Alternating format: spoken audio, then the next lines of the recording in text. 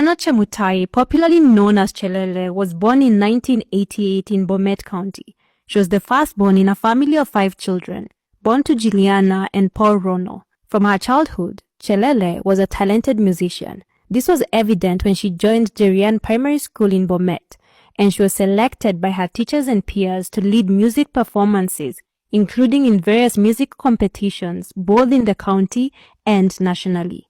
After completing her primary school education, Chelele joined Chebunei Girls High School, where she continued to nurture her singing talent by leading performances during school events and music competitions. She was so passionate about pursuing a career in music that she dropped out of high school in 2005 when she was in Form 3. Her parents and teachers did not push back on her decision to drop out of school because she had already made a name for herself. All that was left was for her to commercialize her talent and make money from it.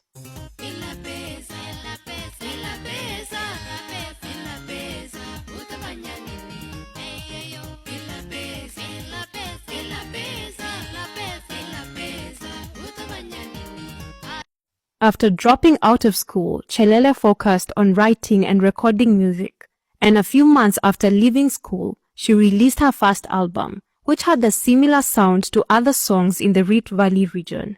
As a result, it did not stand out, and as much as it was promising, it did not do well.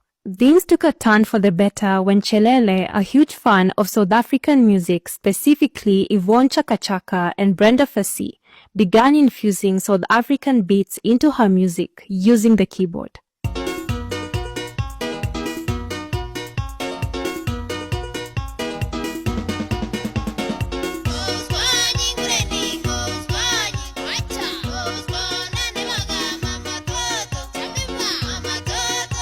She introduced a unique, fast-paced genre that was unheard of in the region. Consequently, Chelele gained massive popularity and became a household name in Rift Valley and beyond. As her music career took off, Chelele also found love. Just 2 years after dropping out of school to pursue music, Chelele met and fell madly in love with Eric Musila Makau, who was a police officer. Chelele and Musila were so in love that in the same year they met, that is 2007, they began living together as husband and wife, and they would split their time between their house in Utawala, Nairobi, and Kapkwen in Bomet, which was Chelele's hometown. Chelele's star continued to rise as she released more hit songs that were played widely on radio stations, and she performed at nearly every event and roadshow in the Rift Valley region. In 2009, as Chelele's career continued to flourish, her family grew from 2 to 4 when she and her husband welcomed twin daughters, whom they named Sasha and Tasha. Chelele even released a song titled Sasha and Tasha, dedicated to them. This was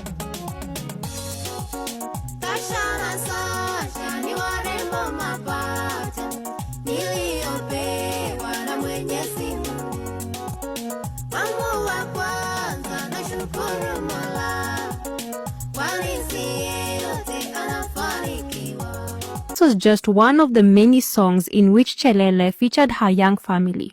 Despite them appearing to be a perfect family in her music videos, things were very different behind the scenes. According to those who knew them, especially their family and friends, their marriage was described as toxic and abusive. Chelele and Musila's relationship continued to have its ups and downs through the years, and those who were close to the couple noted that they would often separate and then reconcile. 2011 was particularly a bittersweet year for the couple. On one hand, Musila's discipline and dedication within the police force earned him a promotion to the VIP protection unit. He was assigned to be a bodyguard to Engineer Cyrus Njiru, who was the permanent secretary of the Ministry of Transport at the time. This new role came with additional allowances and perks for Musila. Although things were looking up for Musila at work, the situation at home was far from ideal. To be more specific, he suspected his wife was having an affair with one Eliu Diego, a married father of 4 who worked as a surveyor in Eldoret. To try and break off the affair, Musila called Diego multiple times, telling him to stay away from his wife. Things would take a very dark turn on the evening of Friday, 30th March 2012. On the said day, Chelele met up with her boyfriend Diego, who had told his family he was traveling to Kisumu for work. Chelele booked a room for them at the CIS Mara guest house in Bomet.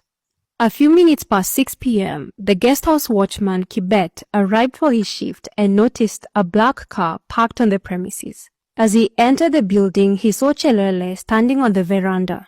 Kibet recognized her not only as a popular musician in the region, but also as a regular patron at the guest house. Kibet and Chelele had a brief chat, as they were well acquainted, and during their conversation, Chelele informed him that she had booked room 6 for her male guest, Diego. She mentioned that her guest was being followed by the police.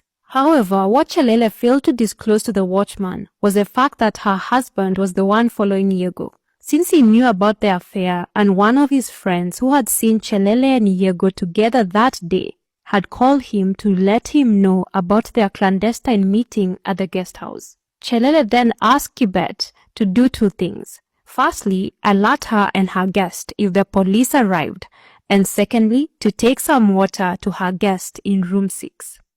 At around 11 p.m., Musila arrived at the guest house with his friend, who was also a police officer. The 2 policemen approached Kibet, the watchman, and demanded to be taken to the room where Chelele and Diego were staying.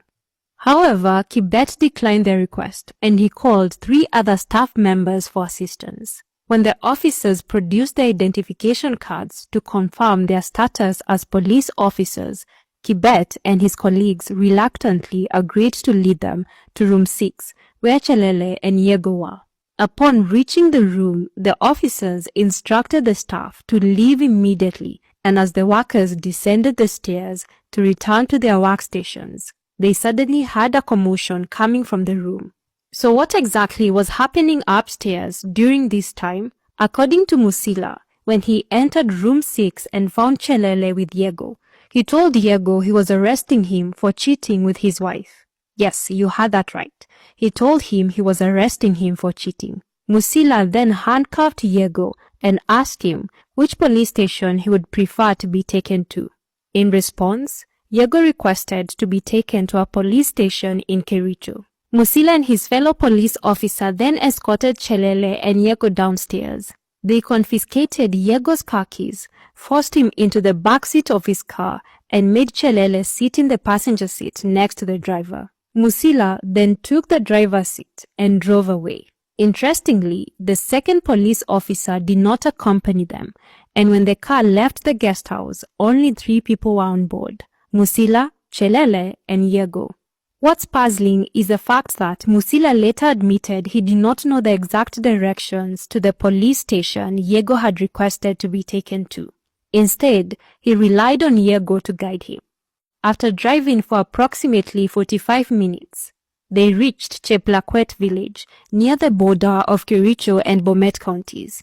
At this point, Diego asked Musila to stop the car, and Musila complied, believing they had arrived. When the car stopped, since Musila had not locked the car doors, Diego managed to jump out of the car. In the ensuing commotion, Chelele seized the opportunity and ran away as well. Diego, who was handcuffed with his hands behind his back, was only able to run about 3 meters from the car when he fell. Musila, who was now very annoyed, was behind him, and when Diego was on the ground, Musila shot Diego twice in the head, killing him instantly. To cover his tracks, Musila then tried to burn his body. At daybreak on Saturday 31st March 2012, residents of Cheplakwet village came across a grim scene as they went about their morning routines. Just a few meters from the main road leading to Kericho, they discovered Diego's lifeless body. The villagers quickly informed the local chief, who alerted the police. Upon arriving at the scene, the police found 2 bullet cartridges, a white jerry can containing kerosene, and a wallet holding Diego's identity card and his wife's business card.